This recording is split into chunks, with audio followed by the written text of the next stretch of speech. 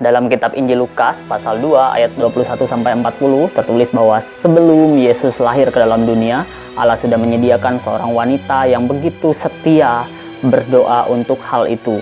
Siang dan malam ia bertelut di hadapan Tuhan. Dia berlutut di hadapan Tuhan untuk sebuah permohonan yang begitu penting di hadapan Tuhan, yaitu suatu kebangunan terjadi di dalam zamannya. Ia begitu setia menanti jawaban doa dari Tuhan.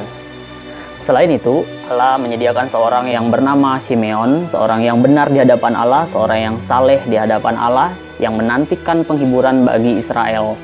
Ia adalah seorang yang setia berdoa dan menantikan kedatangan Mesias ke dalam dunia. Melalui pimpinan Roh Kudus, ia datang ke bait Allah ketika Yesus disunat pada hari yang ke-8. Simeon dengan sukacita menyambut anak itu, dia menggendong dia, serta memuji memuliakan nama Tuhan, serta berkata, "Sekarang, Tuhan, biarkanlah hamba-Mu ini pergi dalam damai sejahtera, sesuai dengan firman-Mu, sebab mataku telah melihat keselamatan yang daripadamu, yang telah Engkau sediakan di hadapan segala bangsa, yaitu terang yang menjadi penyataan bagi bangsa-bangsa lain, dan menjadi kemuliaan bagi umat-Mu, Israel." Ini adalah suatu kisah atau suatu kejadian yang benar-benar terjadi 2000 tahun yang lalu.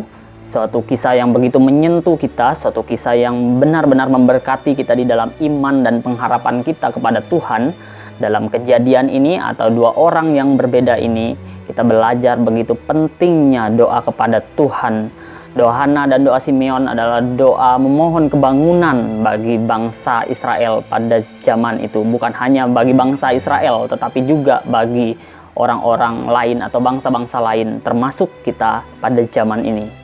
Oleh sebab itu, kiranya kita tetap setia kepada Tuhan, tetap tekun berdoa kepada Tuhan, dengan memohon pimpinan Roh Kudus bagi kita saat kita berdoa kepada Tuhan, seperti yang dilakukan oleh seorang ibu pada abad yang keempat Masehi, yang terus dengan setia, yang terus dengan tekun mendoakan suaminya yang adalah seorang pemabuk dan memiliki seorang anak yang bernama Agustinus yang hidup sembarangan di hadapan Tuhan.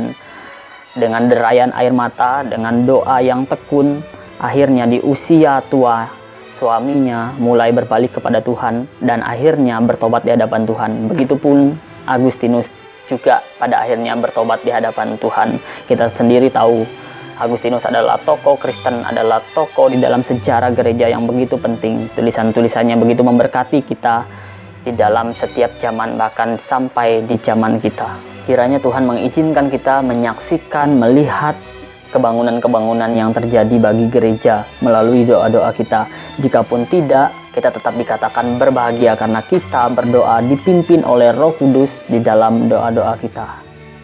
Sehingga kita terus memiliki sukacita dan pengharapan di dalam doa kita kepada Tuhan. Oleh sebab itu, tetaplah berdoa.